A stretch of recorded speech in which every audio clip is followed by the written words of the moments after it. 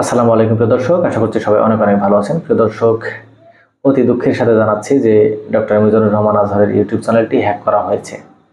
তো এটা আসলে কনফার্ম, এটা কোনো গুজব না, এটা কনফার্ম।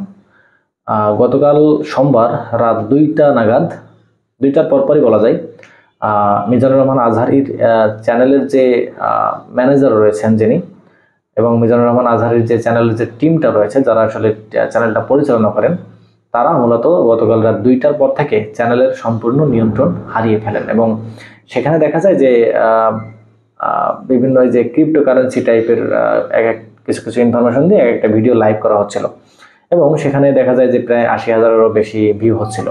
তো এই হচ্ছে অবস্থা যে গতকাল থেকে আসলে পুরোপুরি কন্ট্রোলটা হারিয়ে ফেলেছে মিজানুর রহমান আজহারের যে চ্যানেল টিম রয়েছে।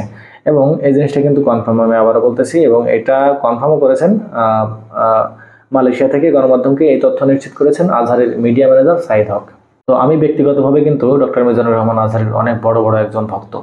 তো আমি নিজেও চাই, মন থেকেই চাই যে তার এই চ্যানেলটা আসলে যে কোনো মূল্যে হোক, সেটা যে কোনো প্রক্রিয়ায় যে কোনো মূল্যেই হোক, যেন ফিরিয়ে নিয়ে আসার কোনো ব্যবস্থা করা হয়, কিংবা ফিরে আসুক, আমি এটাই কামনা করি। এবং মিজানুর রহমান আজহারের এই যে একটা প্ল্যাটফর্ম, যার মাধ্যমে তিনি হচ্ছে আমাদের পর্যন্ত এবং প্রত্যন্ত অঞ্চল পর্যন্ত, দেশের বাইরের এবং সারা বিশ্বের সমস্ত বাংলাভাষী মুসলমানের কাছে যে তার বার্তাগুলো খুব সহজেই পৌঁছে দিতেন, এই দাওয়াতি কাজটা যেন তার অব্যাহত থাকে, সেটাই আমার কামনা। এবং আপনারা আসলে আপনাদের উদ্বেগটা কি, বা আপনাদের মনে আসলে এখন কি চাচ্ছে বা কি বলতে চাচ্ছে, আপনাদের মতামতটা দিলে সুবিধা হয়। যাই হোক, সবাই ভালো থাকেন, এবং এই জিনিসটা আসলে আমার কাছে খুবই প্যাথেটিক মনে হয়েছে।